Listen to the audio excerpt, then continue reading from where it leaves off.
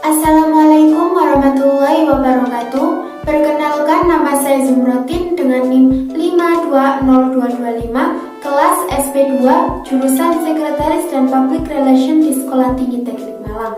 Di sini saya akan mempresentasikan materi tentang penggunaan aplikasi komputer, mata kuliah pengantar aplikasi komputer.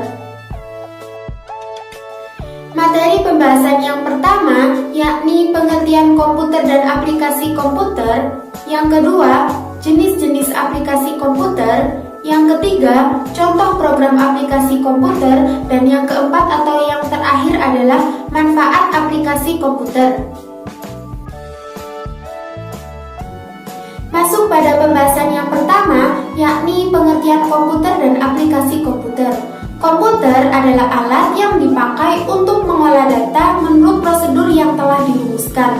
Kata komputer semula dipergunakan untuk menggambarkan orang yang pekerjaannya melakukan perhitungan aritmatika dengan atau tanpa alat bantu. Tetapi arti kata ini kemudian dipindahkan kepada mesin itu sendiri. Sedangkan aplikasi komputer adalah sebuah perangkat lunak atau software program komputer yang ditulis dalam bahasa pemrograman dan berfungsi melakukan perintah sesuai dengan keinginan dari pembuat aplikasi. Pembuat program aplikasi komputer disebut programmer. Aplikasi komputer dibuat untuk mempermudah kita sebagai pengguna dalam mengerjakan sesuatu menggunakan komputer. Masuk pada jenis-jenis aplikasi komputer. Jenis-jenis aplikasi komputer dibagi menjadi 13 bagian. Yang pertama, aplikasi perkantoran, yaitu aplikasi komputer yang berguna untuk menyediakan layanan pekerjaan kantor. Contohnya adalah aplikasi Microsoft Office. Yang kedua, aplikasi dukungan perkantoran, yaitu aplikasi komputer yang berguna untuk mensupport suatu perusahaan. Contohnya adalah aplikasi Database Management System. Yang ketiga, yakni aplikasi pendidikan, yaitu aplikasi yang berisi materi pelajaran agar mempermudah siswa dan guru dalam belajar dan mengajar. Contohnya adalah aplikasi Ruang Guru. Yang keempat, yaitu aplikasi multimedia, yaitu aplikasi komputer yang digunakan untuk menggabungkan sebuah informasi, teks, video, audio. Contohnya adalah aplikasi WhatsApp. Yang kelima, yaitu aplikasi pengembangan media, yaitu aplikasi yang berfungsi untuk mengolah suatu media yang nantinya akan dikomersilkan sebagai pendidikan maupun hiburan. Contohnya adalah aplikasi audio video converter. Yang keenam, yakni aplikasi grafis, yaitu aplikasi komputer yang berfungsi untuk membuat desain maupun logo, editing foto atau gambar. Contohnya adalah aplikasi Adobe Photoshop.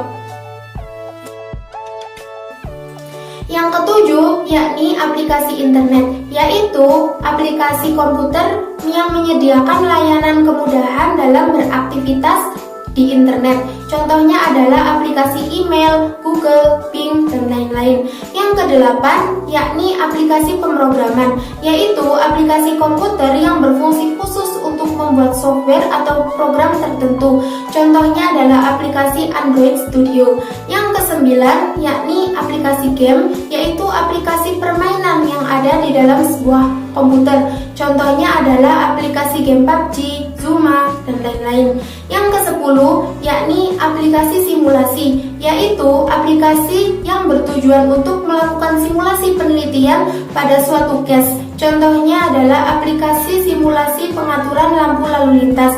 Yang ke-11, yaitu aplikasi mekanika, yaitu aplikasi komputer yang diperuntukkan sebagai pengolah data spesifik dalam kebutuhan tertentu. Contohnya adalah aplikasi SPSS. Yang ke-12, yaitu aplikasi kedokteran, yakni aplikasi komputer yang bertujuan untuk membantu mendiagnosa penyakit maupun meracik obat. Contohnya aplikasi Apa Sakitku. Yang ke-13 atau yang terakhir adalah aplikasi militer, yaitu aplikasi komputer yang bertujuan untuk kepentingan bidang pertahanan. Contohnya aplikasi pengontrolan pesawat. Pembahasan yang selanjutnya yaitu program aplikasi komputer. Program aplikasi komputer diantaranya yang pertama yakni Microsoft Word. adalah salah satu perangkat lunak software program pengolah data berupa kata yang sangat populer pada saat ini. Aplikasi yang dikembangkan oleh Microsoft ini terdapat dalam satu jenis Microsoft Office. Yang kedua, yakni Microsoft Excel, adalah sebuah program dari Microsoft Office yang mempunyai fungsi pengolah data berupa angka ataupun grafik. Yang ketiga, yakni Microsoft PowerPoint, adalah sebuah software yang dipakai untuk merancang bahan presentasi dalam bentuk slide.